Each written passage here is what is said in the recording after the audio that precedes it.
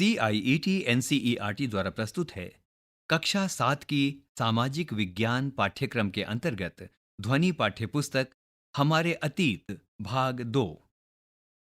आइए अब सुनते हैं अध्याय 8। शीर्षक है ईश्वर की भक्ति। पृष्ठ संख्या 104। अध्याय 8, ईश्वर से अनुराग। आपने लोगों को पूजा पाठ करते अथवा भजन कीर्तन या कव्वाली गाते या चुपचाप ईश्वर के नाम का जाप करते हुए देखा होगा। आपने यह भी गौर किया होगा कि उनमें से कुछ तो इतने भाव विभोर हो जाते हैं कि उनकी आंखों में आंसू भर आते हैं। ईश्वर के प्रति ऐसा प्रेम भाव या गहरी भक्ति उन विभिन्न प्रकार के भक्ति तथा सूफी आंदोलनों की देन है जिसका 8वीं शताब्दी से उद्भव होने लगा। परमेश्वर का विचार। बड़े बड़े राज्यों के उदय होने से पहले भिन्न भिन्न समूहों के लोग अपने अपने देवी देवताओं की पूजा किया करते थे। जब लोग नगरों के विकास और व्यापार तथा साम्राज्यों के माध्यम से एक साथ आते गए, तब नए नए विचार विकसित होने लगे। एक बात व्यापक रूप से स्वीकार की जाने लगी कि सभी जीवधारी अच्छे तथा बुरे कर्म करते हुए जीवन मरण और पुनर्जीवन के अनंत चक्रों में से गुजरते हैं। इसी प्रकार यह विचार भी गहरे बैठ गया था कि सभी व्यक्ति जन्म के समय भी एक बराबर नहीं होते हैं, और यह मान्यता कि सामाजिक विशेषाधिकार किसी उच्च परिवार अथवा ऊंची जाति में पैदा होने के कारण मिलते हैं, कई पांडित्यपूर्ण ग्रंथों का विषय था। अनेक लोग ऐसे विचारों के कारण बेचैन थे, इसलिए वे बुद्ध तथा जैनों के उपदेश की ओर उन्मुख हुए, जिनके अनुसार व्यक्तिगत प्रयासों से सामाजिक अंतरों को दूर किया जा सकता है और पुनर्जन्म के चक्र से छुटकारा पाया जा सकता है। कुछ लोग परमेश्वर संबंधी इस विचार से आकर्षित हुए कि यदि मनुष्य भक्ति भाव से परमेश्वर की शरण में जाए तो परमेश्वर व्यक्ति को इस बंधन से मुक्त कर सकता है। श्रीमद् भगवत गीता में व्यक्त यह विचार सामान्य सन यानी ईसवी सन की प्रारंभिक शताब्दियों में लोकप्रिय हो गया था। पृष्ठ संख्या 105। इस पाठ पर आगे चलने से पहले इसी पृष्ठ पर दाहिनी ओर एक चित्र दिया गया है, और इस चित्र का विवरण इस प्रकार से है। ये चित्र संख्या 1 है और इसका वर्णन सुनते हैं। भगवत गीता की किसी दक्षिण भारतीय पांडुलिपि से लिया गया एक पृष्ठ। तो दोस्तों, ये भगवत गीता की किसी दक्षिण भारतीय पांडुलिपि से लिए गए एक पृष्ठ का चित्र है, और इसी के साथ साथ नीचे एक बॉक्स, और ये बॉक्स आरंभ होता है प्रश्न के साथ। और आइए सुनते हैं आज का प्रश्न। आज भी आप स्थानीय मिथक तथा किस्से कहानियों की इस प्रक्रिया को व्यापक स्वीकृति पाते हुए देख सकते हैं। क्या आप अपने आसपास कुछ ऐसे उदाहरण ढूंढ सकते हैं? और अब सुनते हैं पाठ। विशद धार्मिक अनुष्ठानों के माध्यम से शिव, विष्णु तथा दुर्गा को परम देवी देवताओं के रूप में पूजा जाने लगा। साथ साथ भिन्न भिन्न क्षेत्रों में पूजे जाने वाले देवों एवं देवियों को शिव, विष्णु या दुर्गा का रूप माना जाने लगा। इसी प्रक्रिया में स्थानीय मिथक तथा किस्से कहानियां पौराणिक कथाओं के अंग बन गए। पुराणों में पूजा की जिन पद्धतियों की अनुशंसा की गई थी, उन्हें स्थानीय पंथों में भी अपनाया जाने लगा। आगे चलकर पुराणों में भी इस बात का उल्लेख किया गया है कि भक्त भले ही किसी भी जाति पाति का हो, वह सच्ची भक्ति से ईश्वर की कृपा प्राप्त कर सकता है। भक्ति की विचारधारा इतनी अधिक लोकप्रिय हो गई कि बौद्धों और जैन मतावलंबियों ने भी इन विश्वासों को अपना लिया। दक्षिण भारत में भक्ति का एक नया प्रकार, नयनार और अलवार। 7वीं से 9वीं शताब्दियों के बीच कुछ नए धार्मिक आंदोलनों का प्रादुर्भाव हुआ। इन आंदोलनों का नेतृत्व नयनारों यानी शैव संतों और अलवारों यानी वैष्णव संतों ने किया। ये संत सभी जातियों के थे, जिनमें पुलैया और पनार जैसी अस्पृश्य समझी जाने वाली जातियों के लोग भी शामिल थे। वे बौद्धों और जैनों के कटु आलोचक थे और शिव तथा विष्णु के प्रति सच्चे प्रेम को मुक्ति का मार्ग बताते थे। उन्होंने संगम साहित्य, जो तमिल साहित्य का प्राचीनतम उदाहरण है और सामान्य सन यानी ईसवी सन की प्रारंभिक शताब्दियों में रचा गया था, में समाहित प्यार और शूरवीरता के आदर्शों को अपनाकर भक्ति के मूल्यों में उनका समावेश किया था। नयनार और अलवार घुमक्कड़ साधु संत थे। वे जिस किसी स्थान या गांव में जाते, वहां के स्थानीय देवी देवताओं की प्रशंसा में सुंदर कविताएं रचकर उन्हें संगीतबद्ध कर दिया करते थे। पृष्ठ संख्या 106। इस पृष्ठ पर सबसे ऊपर है एक बॉक्स और इस बॉक्स का शीर्षक है नयनार और अलवार। आइए सुनते हैं नयनार और अलवार के बारे में। कुल मिलाकर 63 नयनार ऐसे थे जो कुम्हार, अस्पृश्य कामगार, किसान, शिकारी, सैनिक, ब्राह्मण और मुखिया जैसी अनेक जातियों में पैदा हुए थे। उनमें सर्वाधिक प्रसिद्ध थे अप्पार, संबदर, सुरंदार और माणिक्यवसागार।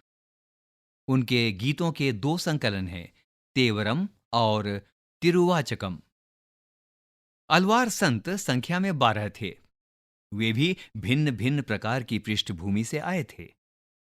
उनमें से सर्वाधिक प्रसिद्ध थे पेरिये अलवार, उनकी पुत्री अंडाल, तोंडर डिपोड्डी अलवार और नम्मा अलवार। उनके गीत दिव्य प्रबंधम में संकलित हैं। आइए इस समय कुछ शब्दों को समझें। धार्मिक जीवनी, जिसका अर्थ है संत जीवनी लेखन, यानी संतों की जीवनियों को लिखना। पाठ में चलने से पहले साथियों, यहां नजर डालते हैं चित्र संख्या 2 पर, और ये माणिक्य व सागार की एक कांस्य प्रतिमा है। अब आइए सुनते हैं पाठ।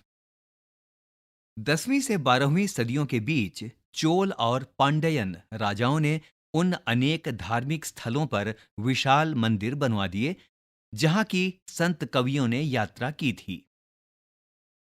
इस प्रकार भक्ति परंपरा और मंदिर पूजा के बीच गहरे संबंध स्थापित हो गए। यही वह समय था जब उनकी कविताओं का संकलन तैयार किया गया था। इसके अलावा अलवारों तथा नयनार संतों की धार्मिक जीवनियां भी रची गईं। आज हम भक्ति परंपरा के इतिहास लेखन में इन जीवनियों का स्रोत के रूप में उपयोग करते हैं। इसी पृष्ठ पर यानी पृष्ठ संख्या 106 पर एक बॉक्स सबसे नीचे, और इसका शीर्षक है भक्त और भगवान, और यह है माणिक्य व सागार की एक रचना।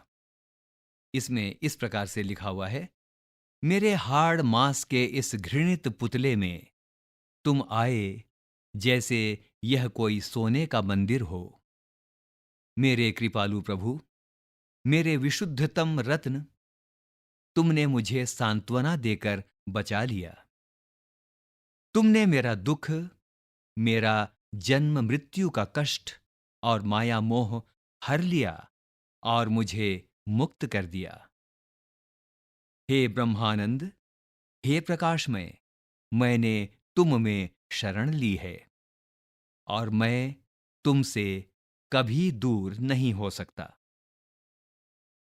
साथियों, इसी बॉक्स में नीचे इस कविता के बारे में प्रश्न है, और प्रश्न है कि बताइए कवि ने भगवान के साथ अपने संबंध का इस कविता में कैसा वर्णन किया है? पृष्ठ संख्या 107। दर्शन और भक्ति। भारत के सर्वाधिक प्रभावशाली दार्शनिकों में से एक शंकर का जन्म 8वीं शताब्दी में केरल प्रदेश में हुआ था। वे अद्वैतवाद के समर्थक थे, जिसके अनुसार जीवात्मा और परमात्मा, जो परम सत्य है, दोनों एक ही हैं। उन्होंने यह शिक्षा दी कि ब्रह्मा, जो एकमात्र या परम सत्य है, वह निर्गुण और निराकार है। शंकर ने हमारे चारों ओर के संसार को मिथ्या या माया माना और संसार का परित्याग करने अर्थात संन्यास लेने और ब्रह्मा की सही प्रकृति को समझने और मोक्ष प्राप्त करने के लिए ज्ञान के मार्ग को अपनाने का उपदेश दिया। रामानुज 11वीं शताब्दी में तमिलनाडु में पैदा हुए थे। वे विष्णु भक्त अलवार संतों से बहुत प्रभावित थे। उनके अनुसार मोक्ष प्राप्त करने का उपाय विष्णु के प्रति अनन्य भक्ति भाव रखना है। भगवान विष्णु की कृपा दृष्टि से भक्त उनके साथ एकाकार होने का परमानंद प्राप्त कर सकता है। रामानुज ने विशिष्टता द्वैत के सिद्धांत को प्रतिपादित किया, जिसके अनुसार आत्मा परमात्मा से जुड़ने के बाद भी अपनी अलग सत्ता बनाए रखती है। रामानुज के सिद्धांत ने भक्ति की नई धारा को बहुत प्रेरित किया, जो परवर्ती काल में उत्तर भारत में विकसित हुई। पाठ में चलने से पहले एक बॉक्स प्रश्न चिन्ह के साथ, और ये प्रश्न आपके लिए। आइए सुनते हैं प्रश्न। शंकर या रामानुज के विचारों के बारे में कुछ और पता लगाने का प्रयत्न करें। अब आइए सुनते हैं पाठ। बसवन्ना का वीर शैववाद।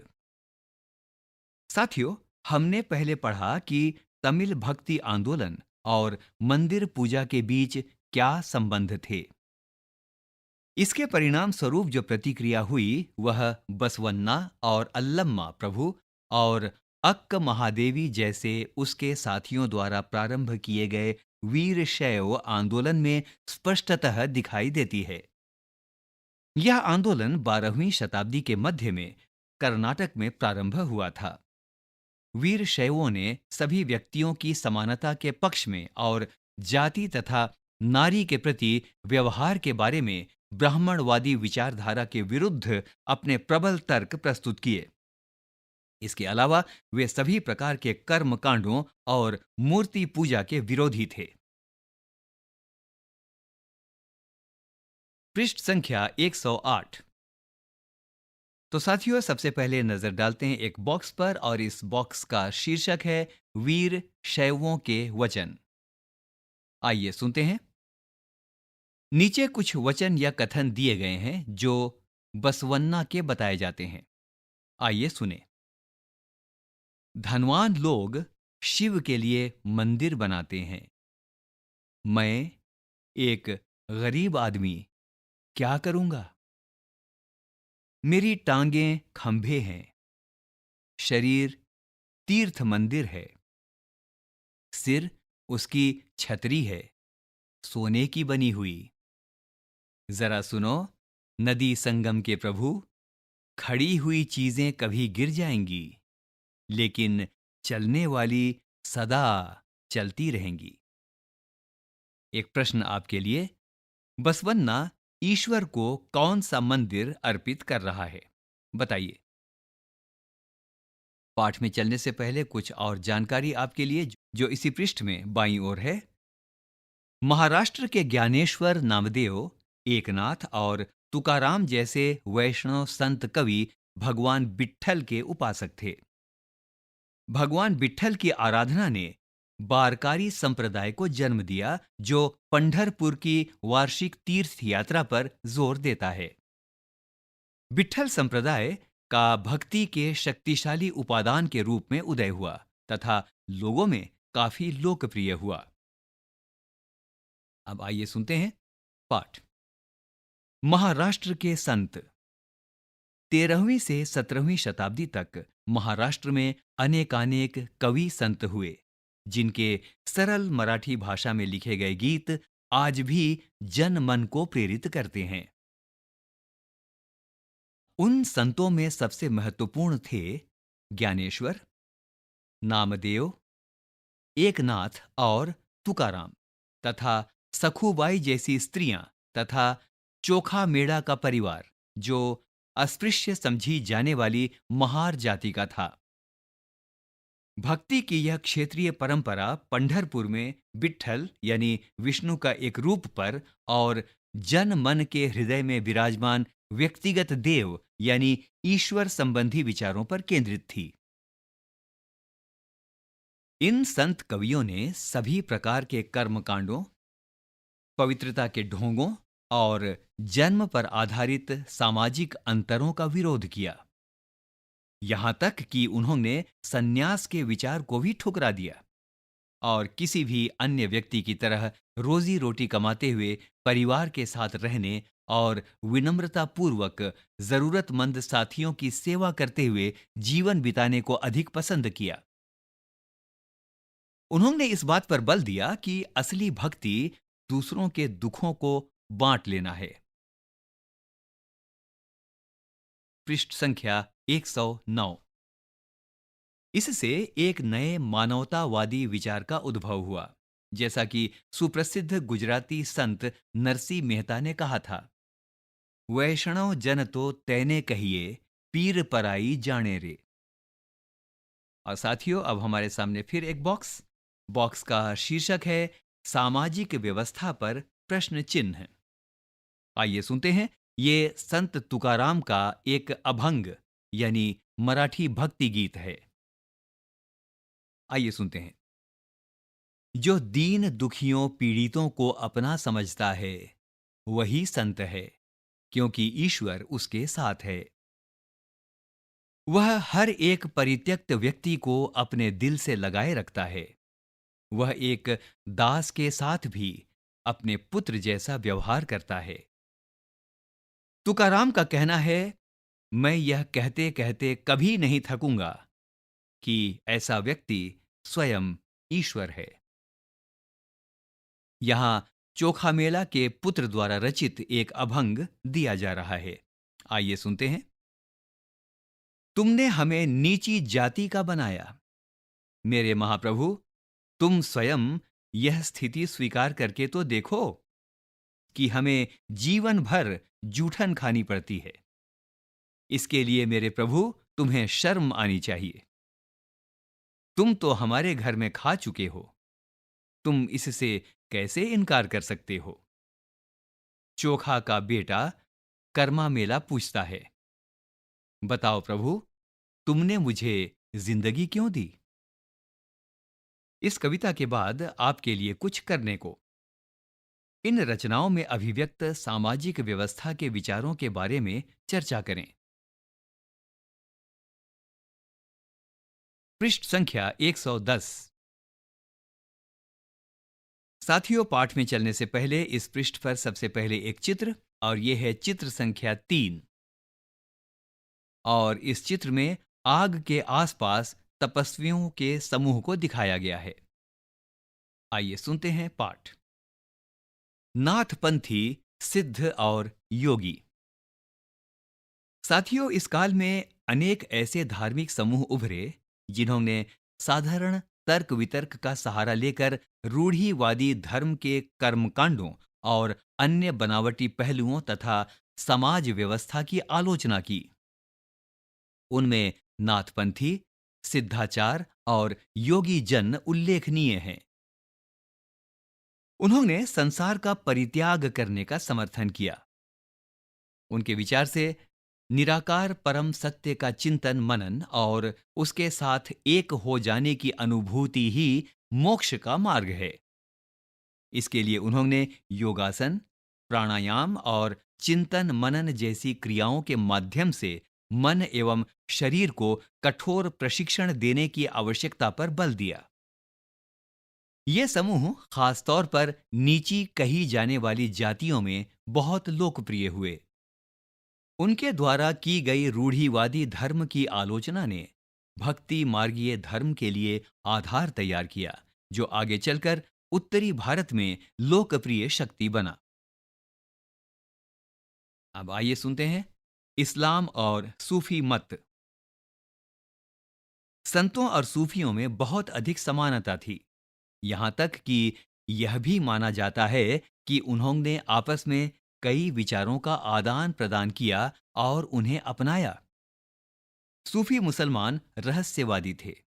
वे धर्म के बाहरी आडंबरों को अस्वीकार करते हुए ईश्वर के प्रति प्रेम और भक्ति तथा सभी मनुष्यों के प्रति दया भाव रखने पर बल देते थे।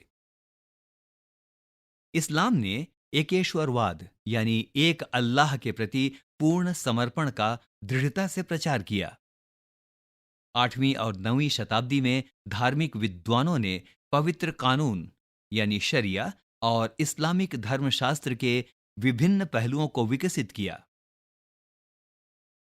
इस्लाम धीरे धीरे और जटिल होता गया, जबकि सूफियों ने एक अलग रास्ता दिखाया जिसने ईश्वर के प्रति व्यक्तिगत समर्पण पर बल दिया। सूफी लोगों ने मुस्लिम धार्मिक विद्वानों द्वारा निर्धारित विशद कर्मकांड और आचार संहिता को बहुत कुछ अस्वीकार कर दिया। वे ईश्वर के साथ ठीक उसी प्रकार जुड़े रहना चाहते थे जिस प्रकार एक प्रेमी दुनिया की परवाह किए बिना अपनी प्रियतमा के साथ जुड़े रहना चाहता है। पृष्ठ संख्या 111। संत कवियों की तरह सूफी लोग भी अपनी भावनाओं को व्यक्त करने के लिए काव्य रचना किया करते थे।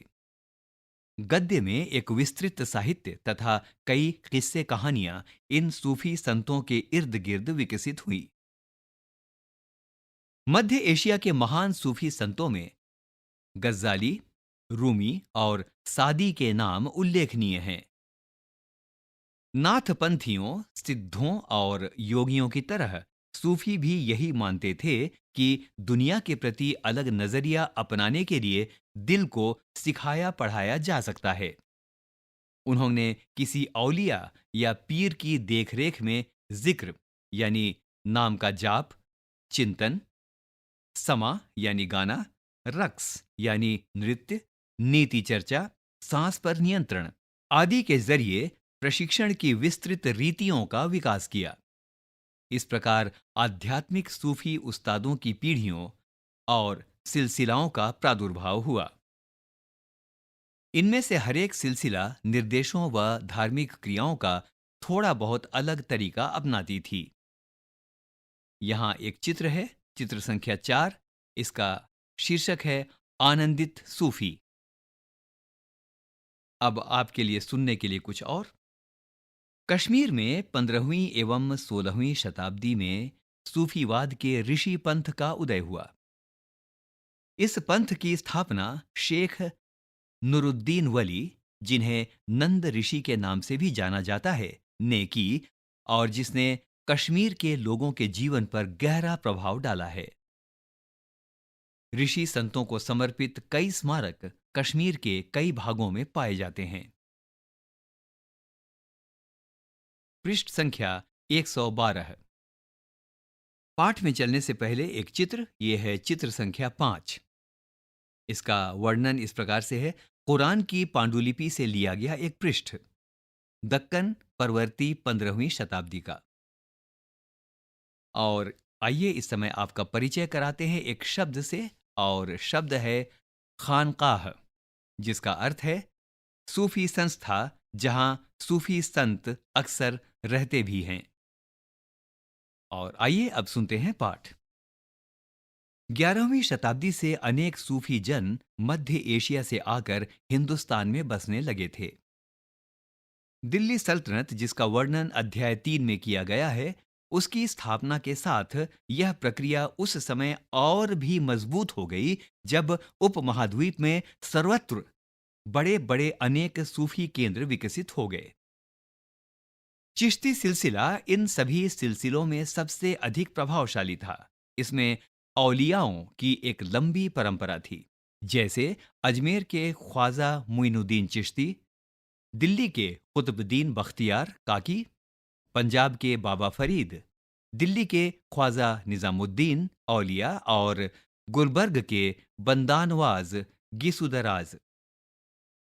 सूफी संत अपने खानकाहों में विशेष बैठकों का आयोजन करते थे, जहां सभी प्रकार के भक्तगण, जिनमें शाही घरानों के लोग तथा अभिजात और आम लोग भी शामिल होते थे, इन खानकाहों में आते थे।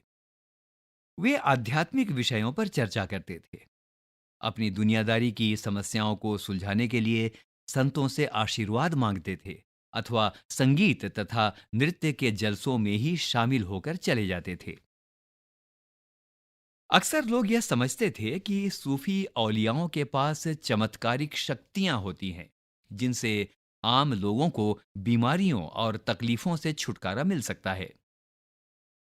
सूफी संत की दरगाह एक तीर्थ स्थल बन जाता था, जहां सभी ईमान धर्म के लोग हजारों की संख्या में इकट्ठे होते थे।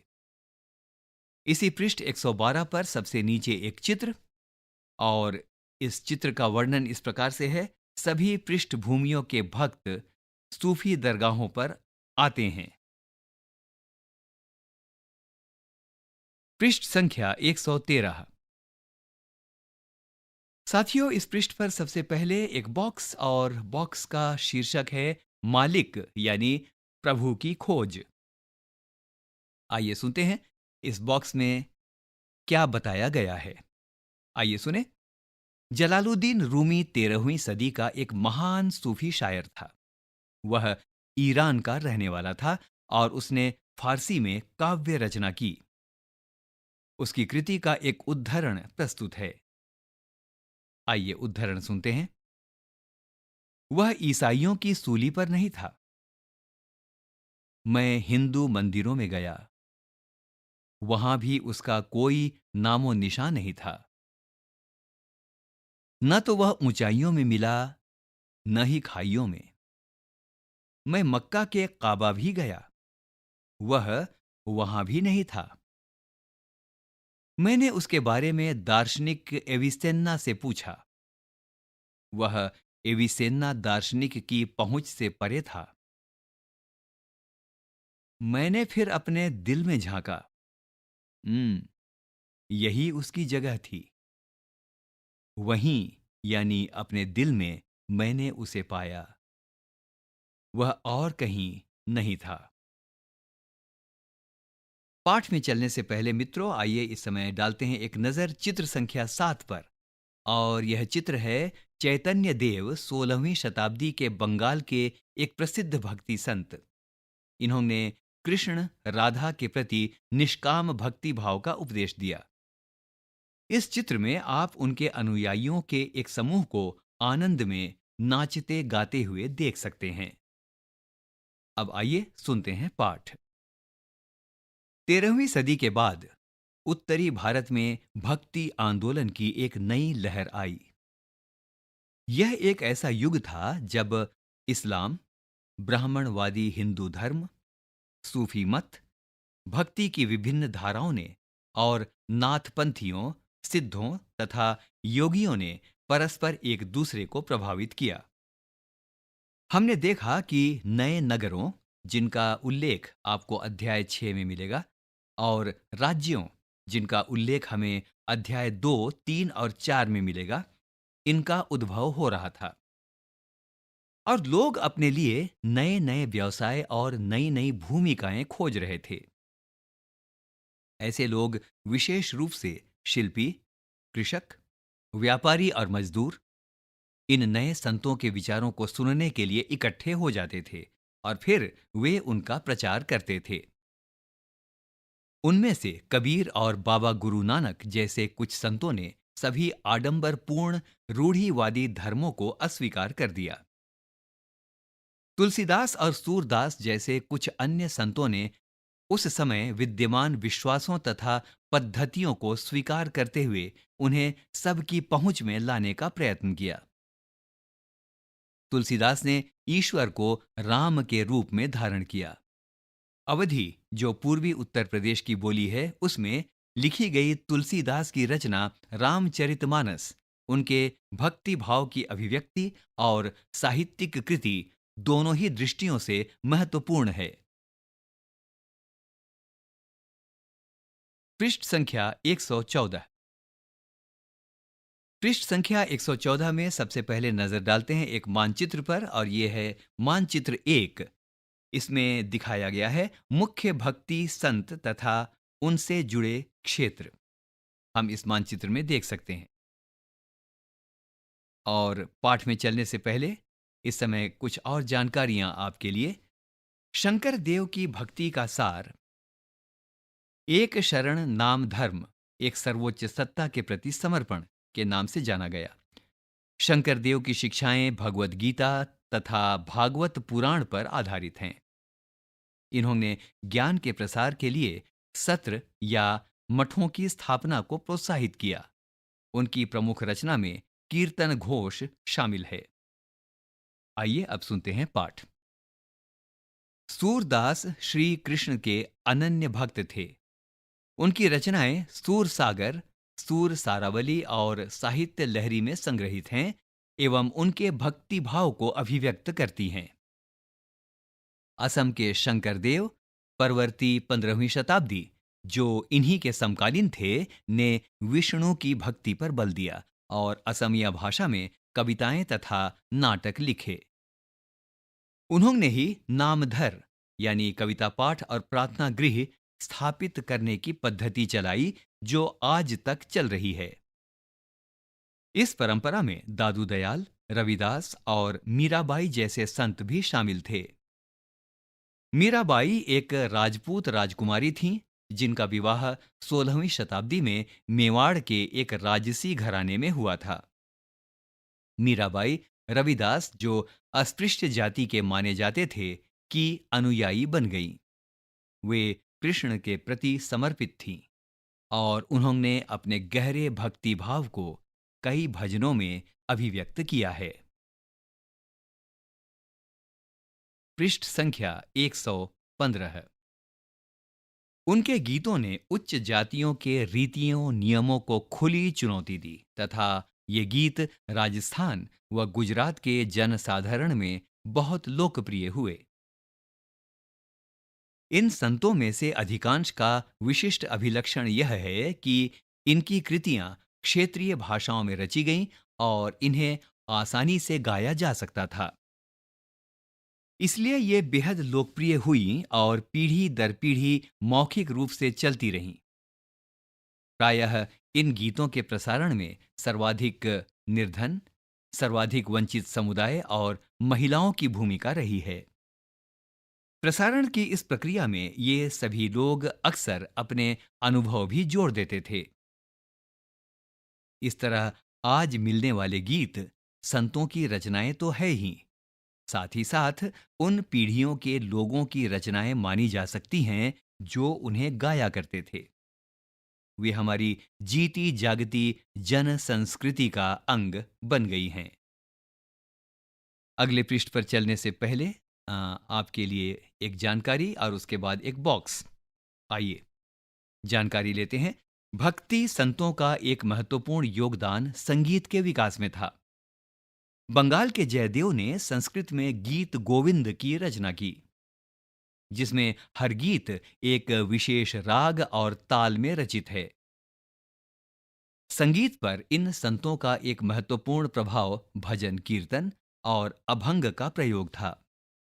इन गीतों ने, जो मनोभावनात्मक अनुभवों पर बल देते हैं, जनमानस को ज्यादा आकर्षित किया। इसी पृष्ठ पर एक बॉक्स, और बॉक्स का शीर्षक है राणा के राजमहल से परे, मीरा द्वारा रचा गया गीत। लोक लाज कुलराम मरजादा, जगमा जेकणा राख्यारी, महल अटारी हम सब त्यागे, त्याग्यो थारो वसनो सहर, राणा जी थे क्याणे राखो महासु बैर, बिखलो प्यालो राणा भेज्या, पीवा मीरा हासारी, बार न बांको भयो गरल, अमृत ज्यों पियो, राणा थे क्याणे राखो महासु बैर। और नीचे आपके लिए एक प्रश्न। आपके विचार से मीरा ने राणा का राजमहल क्यों छोड़ा? पृष्ठ संख्या 116। कबीर, नजदीक से एक नजर। कबीर संभवतः 15वीं-16वीं सदी में हुए थे। वे एक अत्यधिक प्रभावशाली संत थे। उनका पालन पोषण बनारस में या उसके आसपास के एक मुसलमान जुलाहा यानी बुनकर परिवार में हुआ था। उनके जीवन के बारे में हमारे पास बहुत कम विश्वसनीय जानकारी है। हमें उनके विचारों की जानकारी उनकी साखियों और पदों के विशाल संग्रह से मिलती है, जिनके बारे में यह कहा जाता है कि इनकी रचना तो कबीर ने की थी, परंतु ये घुमंतू भजन गायकों द्वारा गाए जाते थे। इनमें से कुछ भजन गुरु ग्रंथ साहब, पंचवाणी और बीजक में संग्रहित एवं सुरक्षित हैं। एक बॉक्स बॉक्स का शीर्षक है सच्चे प्रभु की खोज में। ये कबीर की रचना है। आइए सुनते हैं। अलह राम जियूं तेरे नाई, बंदे उपरी मिहर करो मेरे साईं। क्या ले माटी भूइसू, मारे क्या जल देह न्यावे। जो करें मस्कीन सतावे, गून ही रहे छिपाएं। ब्राह्मण व्यारसी करें चौबीसो, काजी महरम जान। 11 मास जुदे क्यों किए, एक ही माही समान। पूरबी दिशा हरि का बासा, पश्चिम अलह मुकामा। दिल ही खोजी दिले भीतरी, इहां राम रहीमाना। और यहीं एक चित्र भी हम देख सकते हैं, चित्र संख्या 9। और इसमें करघे पर काम करते हुए कबीर जी का चित्र दिखाया गया है। एक प्रश्न। इन दोहों में किए गए विचार किस रूप में बसवन्ना और जलालुद्दीन रूमी के विचारों से समानता या भिन्नता रखते हैं? पृष्ठ संख्या 117। कबीर के उपदेश प्रमुख धार्मिक परंपराओं की पूर्ण एवं प्रचंड अस्वीकृति पर आधारित थे। उनके उपदेशों में ब्राह्मणवादी हिंदू धर्म और इस्लाम दोनों की बाह्य आडंबरपूर्ण पूजा के सभी रूपों का मजाक उड़ाया गया है। उनके काव्य की भाषा बोलचाल की हिंदी थी, जो आम आदमियों द्वारा आसानी से समझी जा सकती थी। उन्होंने कभी-कभी रहस्यमयी भाषा का भी प्रयोग किया, जिसे समझना कठिन होता है। कबीर निराकार परमेश्वर में विश्वास रखते थे। उन्होंने यह उपदेश दिया कि भक्ति के माध्यम से ही मोक्ष यानी मुक्ति प्राप्त हो सकती है। हिंदू तथा मुसलमान दोनों लोग उनके अनुयायी हो गए। पाठ में चलने से पहले आइए डालते हैं एक नज़र चित्र संख्या 10 पर। और चित्र संख्या 10 में दिखाया गया है धार्मिक महानुभावों से चर्चा करते बाबा गुरु नानक। ये उस समय का चित्र बनाया गया है जब वे युवक थे। बाबा गुरु नानक, नजदीक से एक नजर। कबीर की अपेक्षा बाबा गुरु नानक, जिनका काल 1469 से 1539 तक रहा, के बारे में हम कहीं अधिक जानते हैं। तलवंडी, जो अब पाकिस्तान के ननकाना साहब में है, में जन्म लेने वाले बाबा गुरु नानक ने करतारपुर यानी रावी नदी के तट पर डेरा बाबा नानक में एक केंद्र स्थापित करने से पहले कई यात्राएं की। उन्होंने अपने अनुयायियों के लिए करतारपुर में एक नियमित उपासना पद्धति अपनाई, जिसके अंतर्गत उन्हीं के शब्दों यानी भजनों को गाया जाता था। उनके अनुयायी अपने अपने पहले धर्म या जाति अथवा लिंग भेद को नजरअंदाज करके एक सांझी रसोई में इकट्ठे खाते पीते थे। इसे लंगर कहा जाता था। बाबा गुरु नानक ने उपासना और धार्मिक कार्यों के लिए जो जगह नियुक्त की थी, उसे धर्मसाल कहा गया। आज इसे गुरुद्वारा कहते हैं। 1539 में अपनी मृत्यु के पूर्व बाबा गुरु नानक ने एक अनुयायी को अपना उत्तराधिकारी चुना।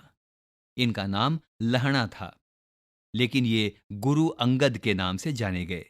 गुरु अंगद नाम का महत्व यह था कि गुरु अंगद बाबा गुरु नानक के ही अंग माने गए। गुरु अंगद ने बाबा गुरु नानक की रचनाओं का संग्रह किया और उस संग्रह में अपनी कृतियां भी जोड़ दी। पृष्ठ संख्या 118। आइए सबसे पहले देखते हैं एक चित्र, चित्र संख्या 11, और यह गुरु ग्रंथ साहब की एक आरंभिक पांडुलिपि का चित्र है। सुनते हैं पाठ। संग्रह एक नई लिपि गुरुमुखी में लिखा गया था। गुरु अंगद के 3 उत्तराधिकारियों ने अपनी रचनाएं नानक के नाम से लिखीं। इन सभी का संग्रह गुरु अर्जन ने 1604 ईस्वी में किया। इस संग्रह में शेख फरीद, संत कबीर, भगत नामदेव और गुरु तेग बहादुर जैसे सूफियों, संतों और गुरुओं की वाणी जोड़ी गई। 1706 ईस्वी में इस बृहत् संग्रह को गुरु तेग बहादुर के पुत्र व उत्तराधिकारी गुरु गोविंद सिंह ने प्रमाणित किया। आज इस संग्रह को सिखों के पवित्र ग्रंथ गुरु ग्रंथ साहब के नाम से जाना जाता है।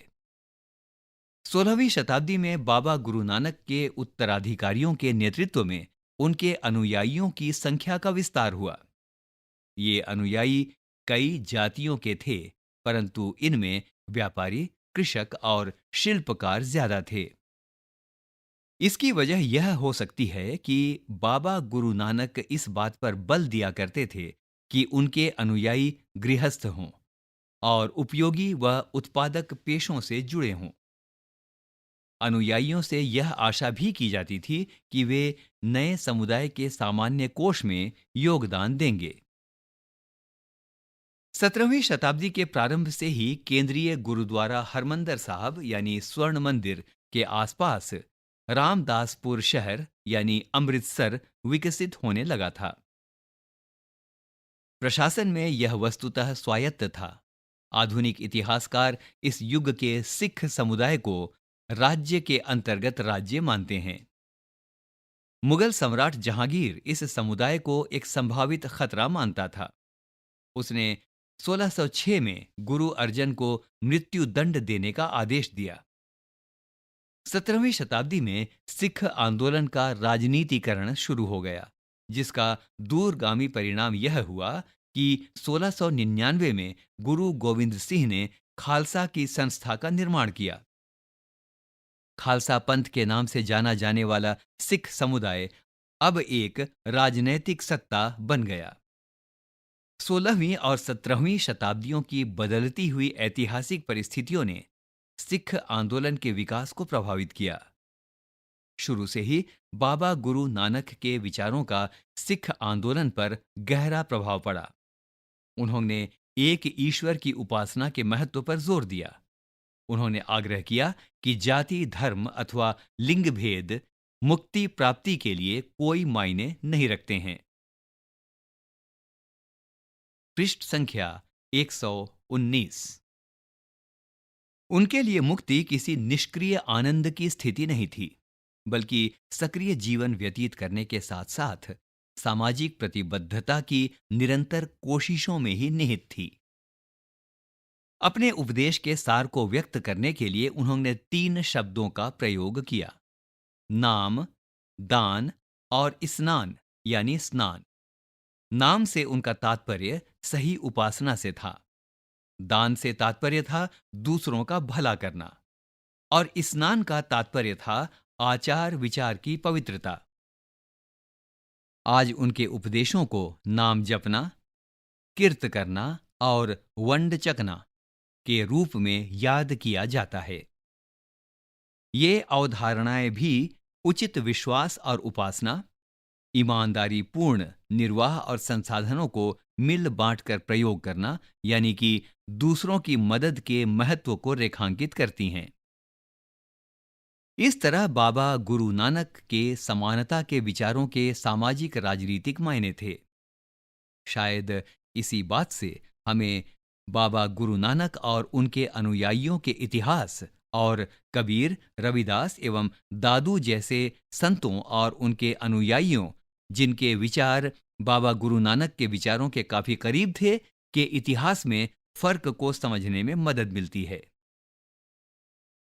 इस पृष्ठ 119 के अंत में एक बॉक्स और बॉक्स का शीर्षक है मार्टिन लूथर और धर्म सुधार आंदोलन। 16वीं सदी का समय यूरोप में भी एक धार्मिक अंतःक्षोभ यानी उथल पुथल का काल था। तब ईसाई धर्म में अनेक परिवर्तन हुए, जिन्हें लाने वाले महत्वपूर्ण नेताओं में से एक थे मार्टिन लूथर, जिनका जीवन काल 1483 से 1546 तक का रहा।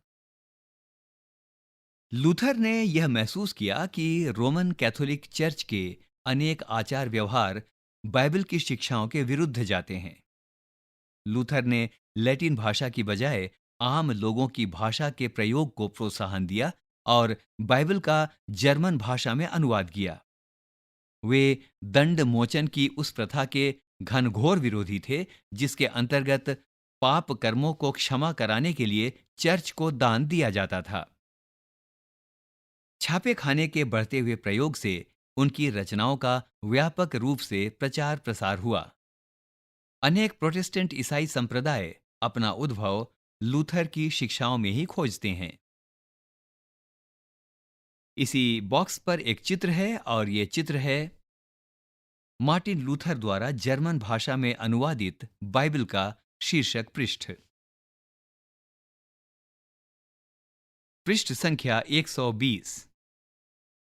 कल्पना करें, आप एक बैठक में भाग ले रहे हैं जहां एक संत जाति व्यवस्था पर चर्चा कर रहे हैं। इस बातचीत का वर्णन करें। फिर से याद करें। 1, यहां दो स्तंभ दिए गए हैं और इन दोनों स्तंभों के बीच में आपको मेल बिठाना है। तो सबसे पहले आपके लिए प्रस्तुत है पहला स्तंभ। इसमें शब्द हैं बुद्ध, शंकरदेव, निजामुद्दीन औलिया, नयनार और अलवार। स्तंभ 2, नामधर, विष्णु की पूजा, सामाजिक अंतरों पर सवाल उठाए, सूफी संत, शिव की पूजा। 2, रिक्त स्थान की पूर्ति करें। क, शंकर रिक्त स्थान के समर्थक थे। ख, रामानुज रिक्त स्थान के द्वारा प्रभावित हुए थे। ग, रिक्त स्थान और रिक्त स्थान वीरशैव मत के समर्थक थे। घ, रिक्त स्थान महाराष्ट्र में भक्ति परंपरा का एक महत्वपूर्ण केंद्र था।